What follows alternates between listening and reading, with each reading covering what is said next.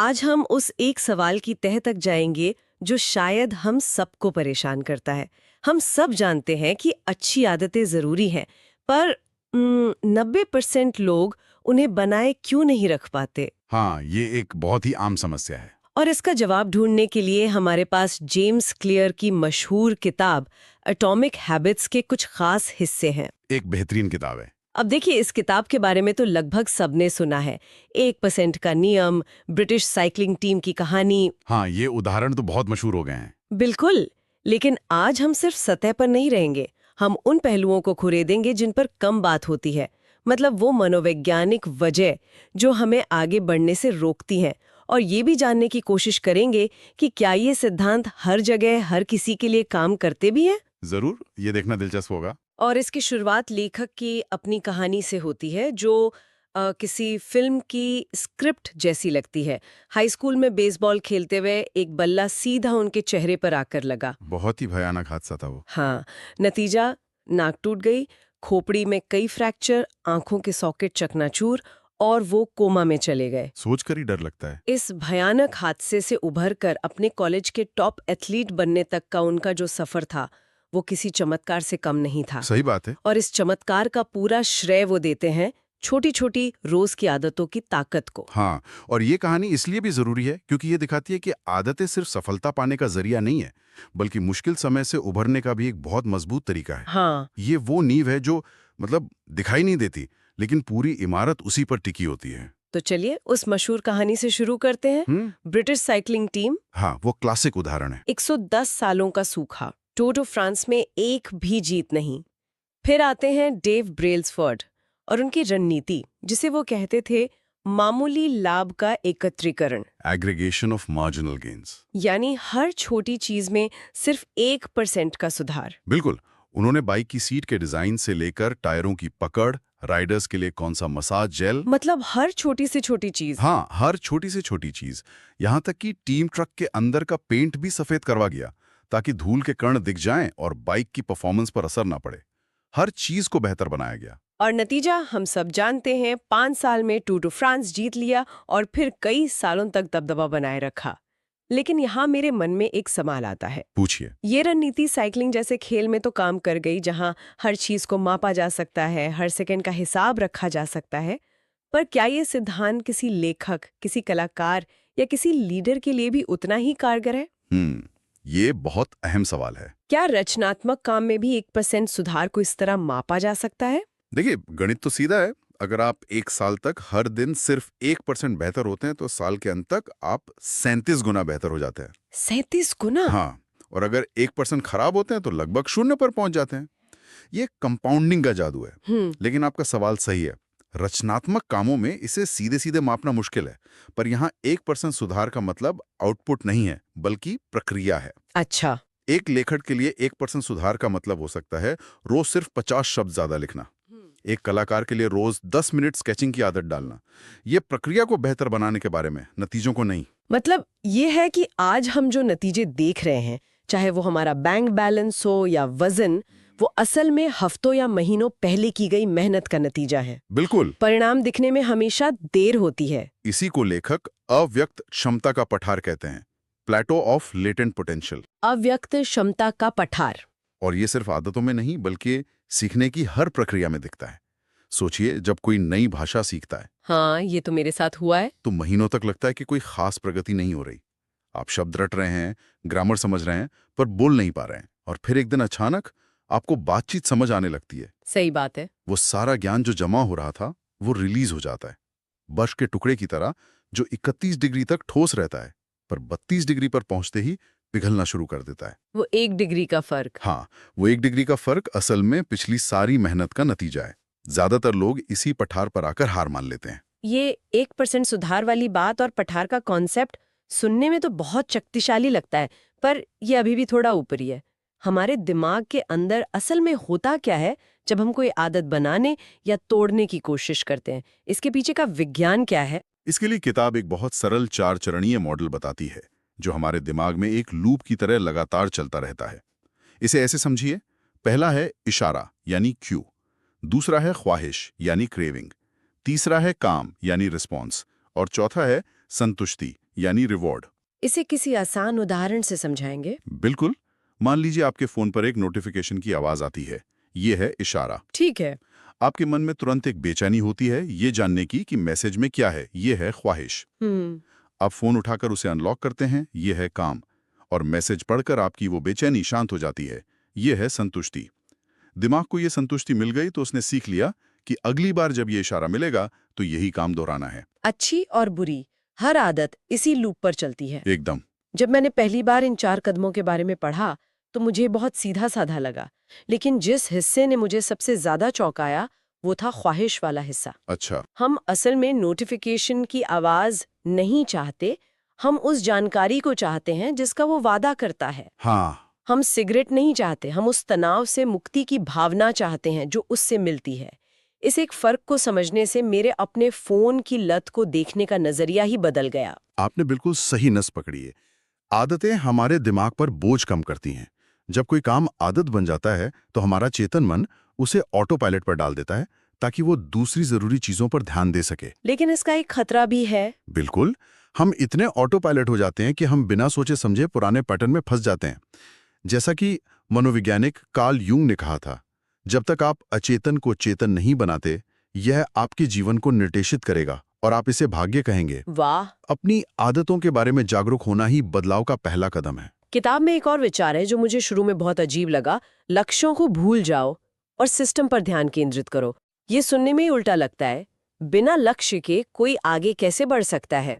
क्या इसका मतलब ये है कि हमें बड़े सपने देखने ही छोड़ देना चाहिए? ये एक बहुत आम सवाल है और यहाँ लेखक एक बहुत बारीक फर्क बताते हैं। वो लक्ष्यों को पूरी तरह खारिज करने के लिए नहीं कह रहे। वो कह रहे हैं कि सिर्फ लक्ष्यों पर ध्यान केंद्रित करने की 2 बड़ी समस्याएं हैं। क्या है वो? पहली, विजेता और हारने वाले दोनों के लक्ष्य एक ही होते हैं। अच्छा। हर ओलंपियन गोल्ड मेडल जीतना चाहता है। सिर्फ लक्ष्य बना लेने से कोई जीत नहीं जाता। जीतता वो है जिसके पास बेहतर सिस्टम होता है, बेहतर ट्रेनिंग, बेहतर डाइट, बेहतर आराम। और दूसरी समस्या? दूसरी समस्या ये है कि लक्ष्य पाना सिर्फ एक पल का बदलाव है। मान लीजिए आपका लक्ष्य है कमरे को साफ करना। ठीक है, कर लिया। आपने कर लिया, लक्ष्य पूरा हो गया। पर अगर आपने अपनी चीजें बेतरतीब रखने की आदत यानी अपना सिस्टम नहीं बदला तो कमरा 2 दिन में फिर वैसा ही हो जाएगा। ये तो है। आपने लक्षण का इलाज किया, जड़ का नहीं। सिस्टम आपकी प्रगति का इंजन है, लक्ष्य सिर्फ मंजिल का एक बोर्ड है। तो इसका मतलब है कि जब आप प्रक्रिया से प्यार करने लगते हैं तो आपको खुश रहने के लिए मंजिल तक पहुंचने का इंतजार नहीं करना पड़ता। बिल्कुल। एक लेखक सिर्फ तब खुश नहीं होता जब उसकी किताब छपती है, बल्कि हर उस दिन खुश होता है जब वो लिखने का अपना रोज का सिस्टम पूरा करता है। और ये बात पहचान से और भी गहराई से जुड़ जाती है। पहचान से कैसे? सच्चा व्यवहार परिवर्तन असल में पहचान का परिवर्तन है। ये कहना एक बात है कि मैं एक ऐसा व्यक्ति हूं जो वजन कम करना चाहता है, और ये कहना बिल्कुल अलग और ज्यादा शक्तिशाली है कि मैं एक सेहतमंद इंसान हूं। अच्छा। जब आपकी पहचान इसमें शामिल हो जाती है, जैसे मैं एक धावक हूं, ना कि मैं दौड़ना चाहता हूं, तो आप अपनी आदतों को बनाए रखने के लिए पूरी कोशिश करते हैं क्योंकि वो आपके अस्तित्व का हिस्सा बन जाती हैं। आप सिर्फ कुछ कर नहीं रहे होते, आप कुछ बन रहे होते हैं। हाँ बिल्कुल। ये सब बातें सुनने में तो बहुत अच्छी हैं, पर इन्हें असल जिंदगी में लागू कैसे करें? वो कौन से तरीके हैं जिनसे हम अपने दिमाग के इस ऑटो पायलट सिस्टम को अपने फायदे के लिए इस्तेमाल कर सकते हैं? इसके लिए किताब व्यवहार परिवर्तन के 4 नियम बताती है, जो उसी 4 चरणीय लूप पर आधारित हैं। आज हम पहले 2 पर गहराई से बात करेंगे। पहला नियम है, इसे स्पष्ट बनाएं। Make it obvious. मतलब? इसका मतलब है अच्छी आदत के इशारे को अपने सामने रखें, इतना सामने कि उसे नजरअंदाज करना मुश्किल हो जाए। यानी अपने माहौल को अपने लिए काम करने पर लगा दो। बिल्कुल। इसे पर्यावरण डिजाइन कहते हैं।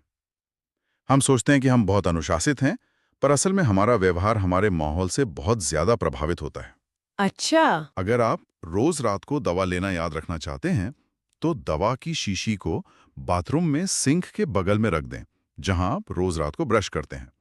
अगर आप ज्यादा पानी पीना चाहते हैं, तो सुबह उठते ही पानी की कुछ बोतलें भरकर घर और ऑफिस की उन जगहों पर रख दें जहां आप ज्यादा समय बिताते हैं। और इसका उल्टा भी उतना ही सच होगा। बुरी आदतों के इशारों को छिपा दो। हाँ। जैसे अगर देर रात तक फोन चलाने की आदत है, तो चार्जर को बेडरूम के बाहर किसी दूसरे कमरे में लगाएं। एकदम सही। फोन अपने आप उस कमरे में रह जाएगा। बिल्कुल। आत्मनियंत्रण का रहस्य ये है कि आप अपने माहौल को अनुशासित बनाएं। अपनी इच्छा शक्ति पर निर्भर रहने की जरूरत ही कम कर दें। इसी से जुड़ा एक और विचार है, एक स्थान एक उपयोग। एक स्थान एक उपयोग। हाँ, जब आप अपने बिस्तर पर काम भी करते हैं, खाना भी खाते हैं और सोते भी हैं, तो आपका दिमाग कंफ्यूज हो जाता है कि बिस्तर किस लिए है। नतीजा, नींद आने में मुश्किल होती है। ये बात तो सही है। हर जगह को एक खास काम से जोड़ देने से आदतें बनाना बहुत आसान हो जाता है। ठीक है, तो पहला नियम है इशारे को स्पष्ट बनाना। ठीक है। दूसरा नियम क्या है? दूसरा नियम है, इसे आसान बनाएं। Make it easy. हाँ, इंसान का दिमाग हमेशा कम से कम मेहनत वाला रास्ता चुनता है। ये हमारी प्रकृति है। किसी आदत को जितना आसान बनाया जाएगा, उसके टिकने की संभावना उतनी ही ज्यादा होगी। हमें प्रेरणा आने का इंतजार करने के बजाय आदत को इतना आसान बना देना चाहिए कि प्रेरणा की जरूरत ही ना पड़े। और इसके लिए किताब में एक तरीका है जो मुझे बहुत मजेदार लगा, 2 मिनट का नियम। हाँ, वो बहुत शक्तिशाली है। ये सुनने में इतना आसान लगता है कि यकीन नहीं होता कि ये काम कर सकता है। ये काम करता है और इसके पीछे का मनोविज्ञान बहुत गहरा है। नियम यह है कि जब भी आप कोई नई आदत शुरू करें तो उसे इस तरह से छोटा करें कि उसे करने में 2 मिनट से भी कम समय लगे। जैसे रोज 1 घंटा पढ़ना है, बन जाता है सिर्फ 1 पेज पढ़ना है। अच्छा, रोज 30 मिनट योग करना है, बन जाता है सिर्फ अपने योगा मैट बिछानी है। और रोज 5 किलोमीटर दौड़ना है, बन जाता है सिर्फ अपने दौड़ने वाले जूते पहनना है। लेकिन 1 पेज पढ़ने या सिर्फ जूते पहनने से क्या होगा? ये तो असल काम है ही नहीं। यहीं पर हम गलती करते हैं। असल काम शुरू करना है। ये 2 मिनट का नियम आदत को शुरू करने की क्रिया में महारत हासिल करने के बारे में है। एक बार आपने जूते पहन लिए तो बहुत ज्यादा संभावना है कि आप दरवाजे से बाहर निकल ही जाएंगे। एक बार योगा मैट बिछ गई तो शायद आप 2-4 आसन कर ही लेंगे। मतलब सबसे मुश्किल हिस्सा शुरू करना ही होता है। बिल्कुल। मैं सालों तक रोज गिटार बजाने की कोशिश करता रहा और फेल होता रहा। फिर मैंने 2 मिनट का नियम अपनाया। सिर्फ गिटार को केस से बाहर निकालकर सामने रखना है। और ये अजीब है, लेकिन 10 में से 8 बार एक बार गिटार हाथ में आ जाता था तो मैं 15-20 मिनट बजा ही लेता था। सबसे मुश्किल हिस्सा शुरू करना ही था। तो ये एक गेटवे हैबिट यानी प्रवेश द्वार की आदत की तरह है जो आपको सही रास्ते पर ले जाती है। हाँ, बिल्कुल। लेकिन यहाँ एक और सवाल है। ये तरीका छोटी-मोटी आदतें शुरू करने के लिए तो ठीक है, पर जब लक्ष्य बड़ा हो, आप सिर्फ रोज 2 मिनट जूते पहनकर मैराथन की तैयारी तो नहीं कर सकते। ये नियम कहाँ पर आकर काम करना बंद कर देता है? ये नियम कभी काम करना बंद नहीं करता, क्योंकि इसका मकसद काम पूरा करना नहीं बल्कि आपकी पहचान बनाना है। पहचान बनाना। हाँ, आप हर रोज जूते पहनकर दिमाग को ये सिग्नल दे रहे हैं कि मैं एक धावक हूँ। आप हर रोज मैट बिछाकर ये कह रहे हैं कि मैं एक ऐसा व्यक्ति हूँ जो अपने स्वास्थ्य का ध्यान रखता है।